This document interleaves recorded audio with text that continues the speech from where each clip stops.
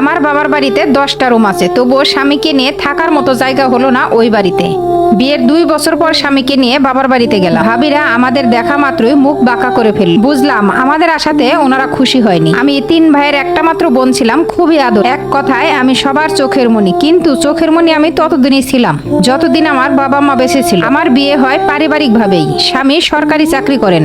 বাবা মা বিয়ের আগে দুনিয়ার মায়া ত্যাগ করে চলে গেছেন। ভাইয়েরা কোনো মতেই আমার বিয়ে দেন। সেই বিয়েতে ভাবিদের কথা ছিল বোনের বিয়েতে এত টাকা খরচ করতে হবে না, কিন্তু আমার স্বামী আর শ্বশুর বাড়ির লোক সবাই অনেক ভালো, মাশাআল্লাহ। বিয়ের পর হয়তো একবার এসেছিলাম বাবার বাড়িতে, তাও আবার একদিনের জন্য। স্বামীর যেখানে পোস্টিং হয় সেখানেই থাকতে হয়। হঠাৎ করে বাবা মার ভিটা দেখতে খুব ইচ্ছে করছিল, এই জন্যই ভেবেছিলাম গিয়ে 2 দিন থেকে আসব। মনে অনেক আশা নিয়ে স্বামীকে সাথে নিয়ে বাবার বাড়িতে গিয়েছিলাম, কিন্তু আমাদের দেখে ভাবিরা যে খুশি হবে না এটা আমি ভাবতেও পারিনি। বড় ভাবিকে জিজ্ঞাসা করলাম, কেমন আছেন ভাবি? ভাবি বলল, বেশি ভালো নেই, তোর ভাইয়ের কাজকর্ম নেই রে, আবার আমিও অসুস্থ, এভাবে কি ভালো থাকা যায়? মনে মনে ভাবলাম আমার বাবা তো কম সম্পত্তি রেখে যায় না, ভাইয়া যদি বসেও খায় তাও তো অভাব হবে না।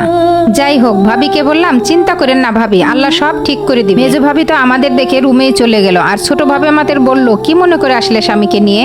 কথাটা শুনে মনে অনেক কষ্ট পেলাম, তবুও বললাম, বাবা মার কবর দেখতে মন চাইছিল খুব, আর তোমাদেরও দেখি না অনেকদিন, তাই আসলাম, 2 দিন থেকে চলে যাব। এই কথা শুনে বড় ভাবি বলে আসলো, 2 দিন থাকবি তোরা? আসার আগে তো আমাকে ফোন দিয়ে বলে আসতে পার, তাহলে আমার বোন আর বোনের জামাইকে আসতে বারণ করে দি। বললাম, কোনো সমস্যা নেই ভাবি, 2 দিনেরই তো ব্যাপার, সবাই মিলে মিশেই থাক। ভাবি বলল, সমস্যা তো আছেই, বাড়িতে থাকার মতো কোনো জায়গা নেই, তোরা কোথায় থাকবি? কথাটা শুনতেই 2 চোখ দিয়ে পানি গড়িয়ে পড়লো। বাবা দুনিয়া ছেড়ে চলে যাওয়ার আগে বাড়িতে 10টা রুম করে রেখে যায়, আর যে রুমটা সবচেয়ে বেশি সুন্দর ছিল ওই রুমটাই ছিল আমার। আর আমার বাবা বলতো, আমার মেয়ে যখন বিয়ের পরে বেড়াতে আসবে তখন এই সুন্দর রুমটাই থাকবে, ওর যেন কোনো কষ্ট না, সারা জীবন আমার মেয়ে এই রুমটাই থাকবে। অথচ আজ শুনতে হলো আমার থাকার মতো কোনো জায়গাই নেই।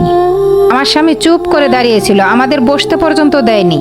আমি ওর দিকে তাকাতে পারছিলাম না, বুকটা ফেটে যাচ্ছে। কত বড় মুখ করে এনেছিলাম আমি তাকে আমার বাবার বাড়ি। তখন ভাবিকে বললাম, আচ্ছা এত সমস্যা যেহেতু আমরা চলে যাচ্ছি, তাহলে তো আর কোনো সমস্যা হবে না। তখন বড় ভাবি বলে, যাবি তোরা? আমি বললাম, হ্যাঁ, এভাবে তো আর থাকা যায় না। এছাড়া আপনার বোন তো আমাদের বাড়ির মেহমান, আমি চাই না আমার জন্য মেহমানের কোনো কষ্ট হোক। অন্য একদিন আবার আসবো, আপনারা সবাই ভালো থাকবেন। ভাবি তখন বলল, অন্যদিন আসলে আমাকে আগে থেকেই বলিস কেমন?